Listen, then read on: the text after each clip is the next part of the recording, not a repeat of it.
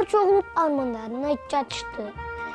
Бизде адамдар да, карышкарлар да, бүркүттөр да, барлык жаныбарлар жегилери келишет. Ушинтип коркуп, титидип жүргөнчө жүргүлө сууга секирөлөрү. Алардын дауышын уккан бакалар сууга секире катышат. Аны көргөн бир коен токтогула.